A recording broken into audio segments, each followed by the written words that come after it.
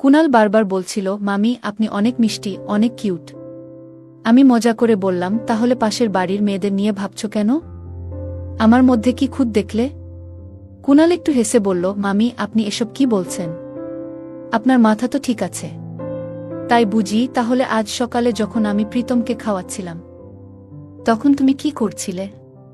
আর যখন আমি ফ্লোরে কিছু তুলছিলাম তখন? আমার এত কথা শুনে কুনালের মুখ হা হয়ে গেল। সে লজ্জা পেয়ে বলল, সরি মামি। আমি আর তাকে কিছু বলার সুযোগ দিলাম না। আমি তাকে আমার ঘরে নিয়ে গেলাম। আমার নাম পূজা। আমি 30 বছর বয়সী বিবাহিত মহিলা এবং আমার বিয়ে হয়েছে 5 বছর হলো। আমাদের একটি 1 বছরের ছেলে রয়েছে। আমি এখনো আগের মতোই আকর্ষণীয় দেখতে ছিলাম এবং সম্ভবত এই কারণেই আমার সম্পর্কে অনেকেই আগ্রহী হয়ে থাকে। বাইরে বের হলেই সবাই আমার দিকে তাকিয়ে থাকে। আমার ভাগনা কুনালের সাথেও এমনই কিছু ঘটে যায়। যদিও আমি তাকে বুঝিয়েছিলাম যে এটি সঠিক নয় এবং এটি জানাজানি হলে সমস্যা হতে পারে, তবুও সে থামেনি। ফলে পরিস্থিতির চাপে আমাকেই শেষমেশ তার কথা মানতে হয়। এরপর 1 মাস ধরে আমাদের মধ্যে যা ঘটে তা নিয়ে আরও কিছু কথা বলবো এই গল্পে। আমি এক বাচ্চার মা হলেও আমি আমার শরীরের অনেক যত্ন নিতাম। তাই এখন সবাই বলে আমি নাকি আগের থেকেও অনেক সুন্দর আর আকর্ষণীয় হয়েছি। আমি শহরে থাকার কারণে আমি সব সময় ছোট পোশাক আর জিন্স পরতে ভালোবাসতাম। তারপরেও আমার স্বামী আমাকে তেমন সময় দিতেন না। তাই আমি নিজেকে ভীষণ একাকী মনে করতাম। বন্ধুরা, আজকের গল্পটা অনেক বেশি স্পেশাল।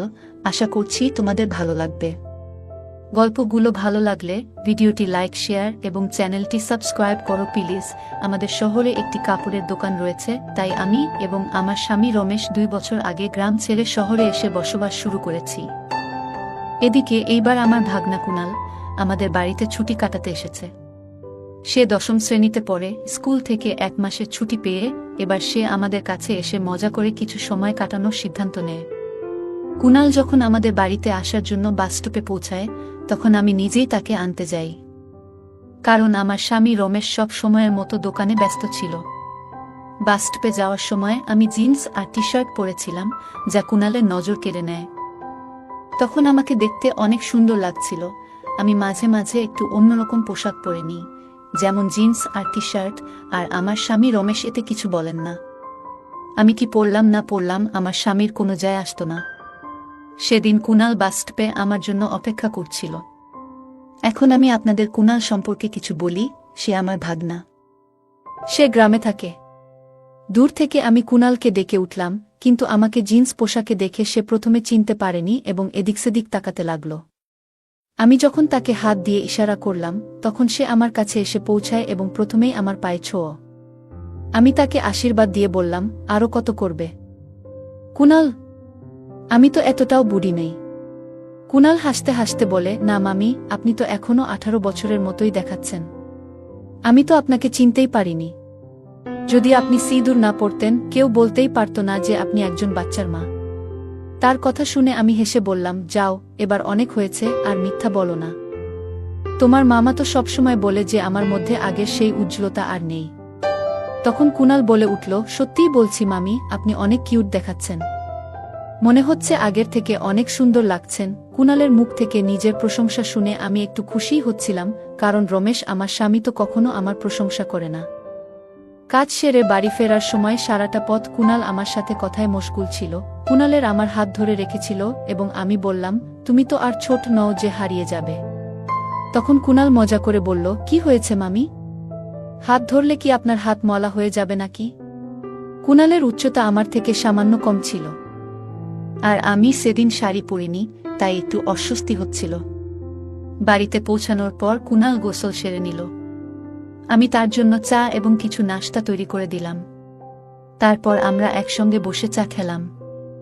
এই সময় আমি কুনালের কাছে তার মা ও পরিবারের সবার খোঁজ খবর নিলাম এবং রমেশকেও ফোন করে জানিয়ে দিলাম যে কুনাল এসে গেছে। আমার ছেলে প্রীতম, যাকে আমরা আদর করে খুব প্রীতম বলে ডাকি, তখনও ঘুমাচ্ছিল। গল্প করতে করতে আমি মজা করে কুনালকে জিজ্ঞেস করলাম, এই যে, কোনো গার্লফ্রেন্ড বানিয়েছ নাকি এখনো সিঙ্গেল ঘুরছ? আমার মুখে এমন প্রশ্ন শুনে কুনাল একটু লজ্জা পেল। আমি হাসতে হাসতে বললাম, আর বলেও ফেলো। এত লজ্জা পাচ্ছ কেন? আমি তো আর তোমার মাকে কিছু বলবো না। তখন কুনাল একটু হেসে বলল, আসলে মামি, একটা মেয়ে আছে, কিন্তু আমি এখনো কিছু বলিনি। আমি আবার মজা করে বললাম, ওহ, তাহলে এখনো কিছু বলেনি? কুনাল মজা করে বলল, মামি, কথা তো দূরের কথা। কুনালের কথা শুনে আমি এত হাসছিলাম যে পেটে ব্যথা হয়ে গেল। গল্প করতে করতে কখন বিকেল 5টা বেজে গেছে বুঝতেই পারিনি। এদিকে আমার ছেলে প্রীতম ঘুম থেকে উঠে গেছে, তাই কুনাল তার সাথে খেলতে শুরু করল, আর আমি বাড়ির কাজকর্মে ব্যস্ত হয়ে গেলাম। কিছুক্ষণ পর কুনাল প্রীতমকে নিয়ে আমার কাছে এলো, কারণ সে কাঁদছিল। কুনাল বলল, মামি, অনেকক্ষণ ধরে সে শান্ত হচ্ছে না, আপনি একটু সামলান। আমি বুঝলাম হয়তো ও ক্ষুধার্ত, কারণ দুপুরেও তাকে খাওয়ানো হয়নি, তাই আমি রান্নাঘরে গিয়ে প্রীতমকে খাওয়াতে শুরু করলাম। এ সময় দেখলাম কুনাল আমার দিকে তাকিয়ে আছে, আর আমি চোখ ফেরাতেই সে সরে গেল। আমি বুঝতে পারছিলাম তার মনের মধ্যে কিছু চলছে। আমি মৃদু হেসে বললাম, কি হয়েছে কুনাল? এতে লজ্জা পাওয়ার কি আছে?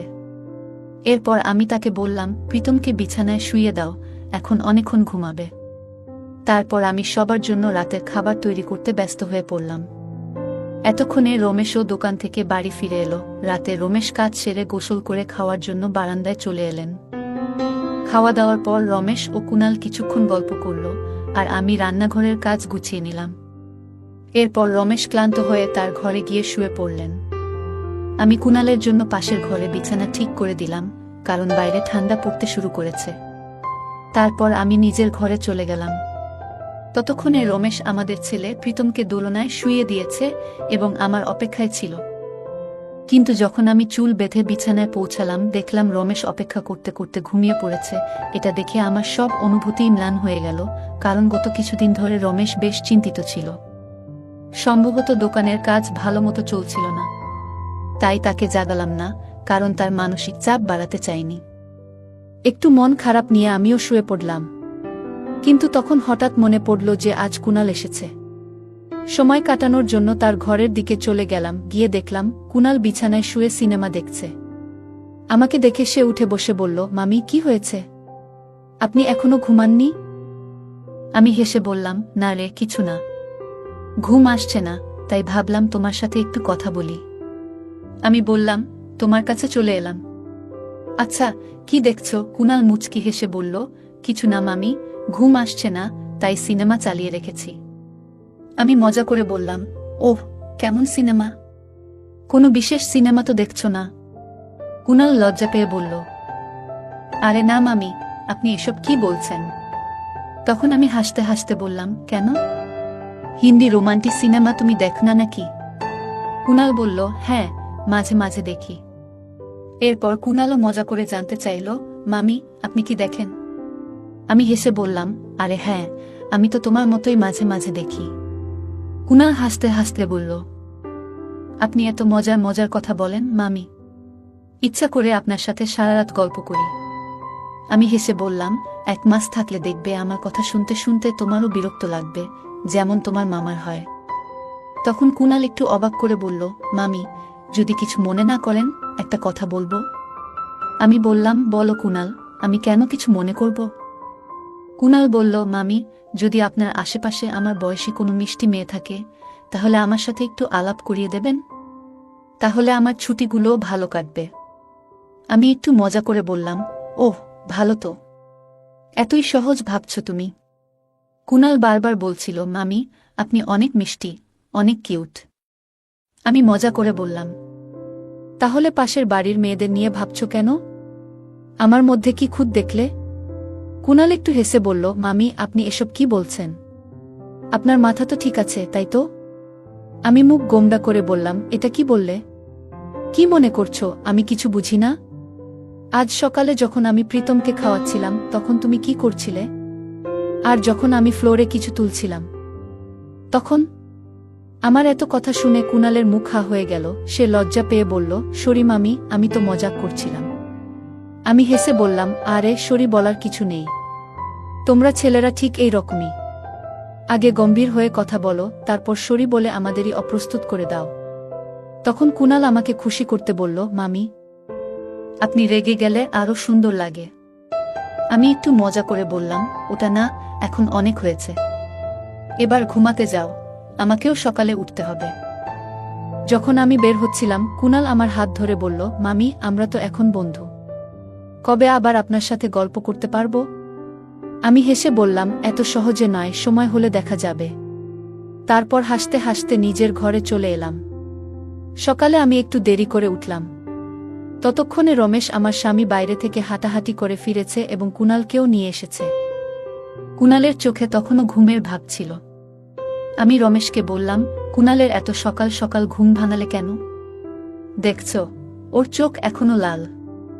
রমেশ মুচকি হেসে বলল, আরে ছেলেরা সব ঠিক আছে, একটু মজাই তো করছিলাম। রমেশ বললেন, কিছু হবে না পূজা, ধীরে ধীরে অভ্যাস হয়ে যাবে, বলে চা খেতে বসলেন। ততক্ষণে প্রীতমও ঘুম থেকে উঠে গেছে, তাই আমি তাকে খাওয়াতে শুরু করলাম। এরপর রমেশ বলল, পূজা তুমি তাড়াতাড়ি আমাদের জন্য দুপুরের খাবারটা বানিয়ে দাও। আজ কুনালকে দোকানে নিয়ে যাব, সেও একটু দোকান দেখে আসুক। রমেশের মুখে কুনালকে সাথে নিয়ে যাওয়ার কথা শুনে আমার সব আনন্দ মাটি হয়ে গেল। আমি বললাম, এত তাড়াহুড়ো কেন? কালই তো এসেছে, ওকে একটু বিশ্রাম নিতে দাও। রমেশ বলল, এভাবে ঘরে বসে থাকলে ও বোর হয়ে যাবে, দোকানে গেলে মনও ভালো থাকবে। আমি একটু রেগে বললাম, তাহলে আমার কি হবে? আমি তো প্রতিদিনই ঘরে বোর হই। ভেবেছিলাম কুনাল এসেছে, একটু ভালো সময় কাটবে, আর এখন তুমি ওকে নিয়ে যাচ্ছ। তুমি চলে যাওয়ার পর বাড়িতে কথা বলার মতো কেউ থাকে না। আমার কথাগুলো শোনার পর রমেশ মুচকি হেসে আমার গাল টেনে বলল, আচ্ছা ঠিক আছে, নেব না তাহলে, এখন আর রাগ করো না। তবে সত্যি বলছি, তোমাকে রেগে গেলে আরো সুন্দর দেখায়। আমি মুখ ভার করে বললাম, এত বাড়িয়ে বাড়িয়ে প্রশংসা করতে হবে না। যদি সত্যিই নিয়ে যেতে মনস্থির করেছ, তাহলে নিয়ে যাও, আর বলবে না যে আমি কিছু শুনি না। তারপর আমি দুজনের জন্য খাবার প্যাক করে দিলাম, আর তারা দোকানের দিকে রওনা হলো। সন্ধ্যায় রমেশ ফিরে এসে সোজা স্নান করতে গেলেন, আর কুনাল এসে ঢুকল রান্নাঘরে, যেখানে আমি রুটি বানাচ্ছিলাম। এসেই সে আমার কাঁধে মাথা রেখে বলল, মামি আজ তো আপনাকে ছাড়াই সারা দিন মন বসেনি। আমি হাসি চেপে বললাম, হ্যাঁ জানি, তবে আগে বলো তো আমার জন্য কিছু আনছো কি? কুনাল হেসে বলল, হ্যাঁ মামি, নিয়ে এসেছি। আমি তাকে বললাম, তাহলে তাড়াতাড়ি স্নান সেরে নাও, এরপর আমরা সবাই মিলে খেয়ে নেব। তখন পর্যন্ত রমেশ খাওয়া শেষ করে প্রীতমের সাথে খেলায় ব্যস্ত ছিল। আমি কুনালের জন্য খাবার দিয়ে নিজে বাটিগুলো পরিষ্কার করতে শুরু করলাম। খাওয়া শেষে কুনালও তার প্লেট নিয়ে রান্নাঘরে এসে বলল, মামি আপনি তো অনেক কাজ করেন, নিশ্চয়ই ক্লান্ত হয়ে যান, চলুন আমি কিছুটা সাহায্য করি। আমি হেসে বললাম, ও এখন মামিকে ইমপ্রেস করছো নাকি? কুনাল একটু হেসে বলল, না মামি, তা নয়, তবে আজকাল আপনাকে একটু বেশি ভালো লাগছে। আমি মজার ছলে বললাম, কি ব্যাপার কুনাল, এত ভালো লাগছে কেন? কুনাল লজ্জা পেয়ে হেসে বলল, মামি আপনার সব কথারই উল্টো মানে বের করেন। এরপর আমি নিজের ঘরে গেলাম। রমেশ যেন আমারই অপেক্ষায় ছিলেন, আর প্রীতমকে তিনি প্রতিদিনের মতোই ঘুম পাড়িয়ে দিয়েছিলেন। ঘরে ঢুকতেই আমি রমেশকে জিজ্ঞেস করলাম, এখনো ঘুমাওনি? কি হয়েছে? রমেশ এসে বললেন, আসলে ঘুম আসছে না, তাই একটু জেগেছিলাম। আমি একটু মজা করেই বললাম, আচ্ছা, আর যখন আমায় ঘুম আসতো না তখন তো কিছু বলনি। রমেশ একটু থেমে বললেন, পূজা তুমি তো জানো গত কয়েকদিন ধরে দোকানের কাজটা ঠিকমতো চলছে না, তাই একটু চিন্তায় ছিলাম। আমি মুচকি হেসে বললাম, ওহ আচ্ছা, এত ভাবনার কিছু নেই, ঠিক হয়ে যাবে, তুমি একটু অপেক্ষা করো, আমি হাত মুখ ধুয়ে আসছি। অনেকদিন পর রমেশ জানালেন যে তিনি কিছুটা বেশি সময় আমার সাথে কাটাতে চান, আর এটাই শুনে আমার মন আনন্দে ভরে উঠল। এরপর বেশ কিছুক্ষণ ধরে আমরা একসাথে সময় কাটালাম, নানা গল্প আর হাসি ঠাট্টায় মেতে উঠলাম, যতক্ষণ না আমার হাসি থামানো মুশকিল হয়ে গেল। তার এতটা সময় নিয়ে আমার পাশে থাকার আগ্রহ দেখে মনটা সত্যিই প্রশান্তিতে ভরে উঠল। এরপর গল্প করতে করতে কখন যে ঘুমিয়ে পড়েছি বুঝতেই পারিনি। সকালে যখন কুনালের জন্য চা নিয়ে গেলাম, দেখলাম সে চা খেতে চাচ্ছিল না। বুঝতে পারলাম রাতে আমি তার সাথে কথা বলতে পারিনি বলে তার মন খারাপ। আমি স্নেহভরে জিজ্ঞাসা করলাম, কি হয়েছে কুনাল, তুমি কি আমার উপর অভিমান করেছ? কুনাল মৃদু কণ্ঠে বলল, রাতে তুমি আমার কাছে আসনি কেন? কুনাল বলল, মামি জানো আমি একটানা রাত 1টা পর্যন্ত তোমার অপেক্ষা করছিলাম। তার কথায় আমি চুপ হয়ে রইলাম, কিন্তু তার প্রতীক্ষা দেখে বুঝতে পারলাম আমরা যা করতে যাচ্ছিলাম তা ঠিক নয়। অনেকদিন পর যেন আমার ভাবনায় কিছুটা স্পষ্টতা এলো, তাই আমি কুণালকে শান্তভাবে বোঝানোর চেষ্টা করলাম এবং তার কাছে ক্ষমাও চাইলাম। তখন কুণাল বলল, মামি, এভাবে কথা বলছো কেন? আমি জানি তোমার হয়তো আজ একটু বিশ্রামের দরকার, তবে কাল কিংবা পরশু কিছু সময় বের করো, তোমার সাথে গল্প করতে আমার খুব ভালো লাগে। কুণালের এমন আবেগ দেখে আমি একটু চিন্তিত হয়ে পড়লাম, বুঝলাম যে ও সহজে বুঝতে চাইছে না। ঠিক সেই সময় রমেশ ডাক দিয়ে বলল, পূজা, শিগগিরই খাবারটা গুছিয়ে দাও, আজ আমাকে তাড়াতাড়ি বের হতে হবে। আমি রান্নাঘরে গেলাম, রমেশের জন্য খাবার প্যাক করলাম। রমেশ বের হওয়ার সময় আমি বললাম, আজও কুণালকে তোমার সাথে নিয়ে যাও, যাতে ও একটু বাইরে ঘুরে আসে। জানতাম বাড়িতে থাকলে ও আমাকে একা থাকতে দেবে না। তবে রমেশ একটু অবাক হয়ে বললেন, কালও তো তুমি বললে ওকে বাড়িতে থাকতে দাও, আর আজ সাথে নিয়ে যাওয়ার কথা বলছো। ও তো দোকানে মনও বসাতে পারছে না। এটা বলেই রমেশ চলে গেলেন। কুণাল ঘর থেকে বেরোতেই আমার পিছু পিছু রান্নাঘরে চলে এলো এবং আমাকে বোঝানোর চেষ্টা করতে লাগলো, প্লিজ মামি, একটু ভাবো। তার এমন অনুরোধ দেখে বুঝতে পারছিলাম সে হয়তো সহজে মানবে না, এবং তার এই জেদটার কারণও আংশিকভাবে দায়ী আমি নিজেই। অবশেষে ভাবলাম, আচ্ছা কুণাল, ঠিক আছে, চলো ঘরে যাই। কিন্তু তখনই কেন যেন আমার চোখে জল চলে এলো। কুণাল সেটা দেখে অবাক হয়ে জিজ্ঞেস করল, মামি, তুমি কি সত্যিই খুশি নও? তার প্রশ্ন শুনে অজান্তেই আমার চোখ ভিজে উঠল, আর আমি তার পায়ের কাছে বসে বললাম, প্লিজ কুণাল, আমাকে ক্ষমা করে দাও। আমারই ভুল ছিল, তোমার সাথে এমন মজা করা উচিত ছিল না। যেদিন তুমি এখানে এলে তখন থেকেই কেমন একটা অস্থিরতা অনুভব করছিলাম। বুঝতে পারছিলাম তোমার প্রতি একটা অদ্ভুত টান অনুভব করছি, কিন্তু পরে বুঝতে পারলাম এটা ভুল। এটা ঠিক নয়, তুমি তো আমার ছেলের মতো। আমাদের সম্পর্কটা এমন হওয়া উচিত নয়। প্লিজ আমাকে ক্ষমা করো। আমার কথা শোনার পর কুণাল আর এক মুহূর্তও সেখানে থাকেনি। দ্রুত নিজের জিনিসপত্র গুছিয়ে গ্রামের বাড়িতে ফিরে যাওয়ার সিদ্ধান্ত নিল। সেও তার ভুল বুঝতে পারছিল।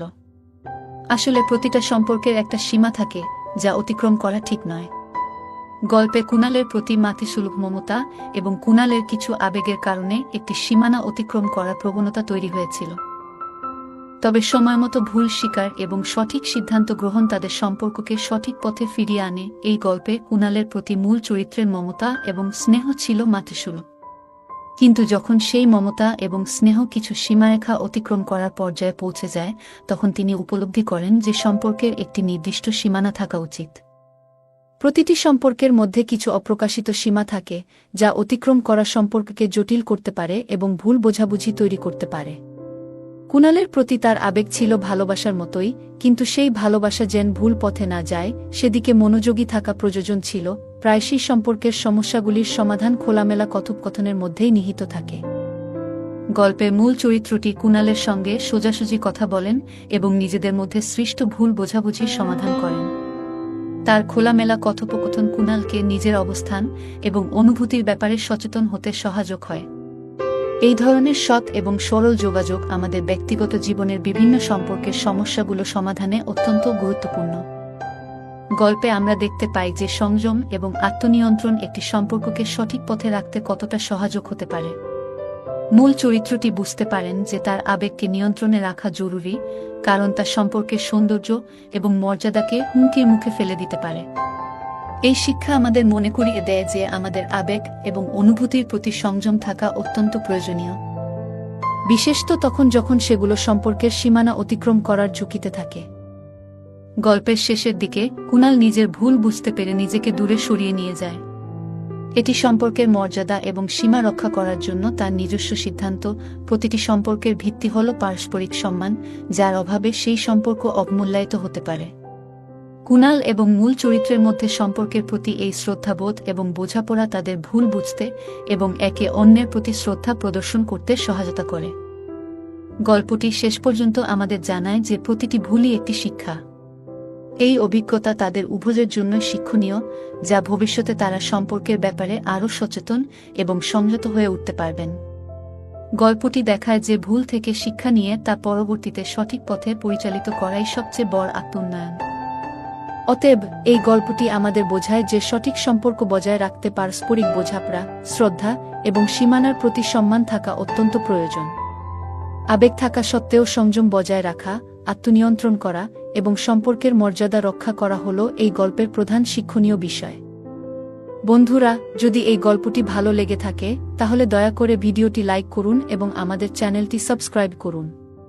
পাশে থাকা বেল আইকনটি প্রেস করুন যাতে করে আমরা যখনই নতুন ভিডিও আপলোড করি তার নোটিফিকেশন সবার আগে আপনার কাছে পৌঁছে যায়। ধন্যবাদ, দেখা হবে আমাদের পরবর্তী ভিডিওতে।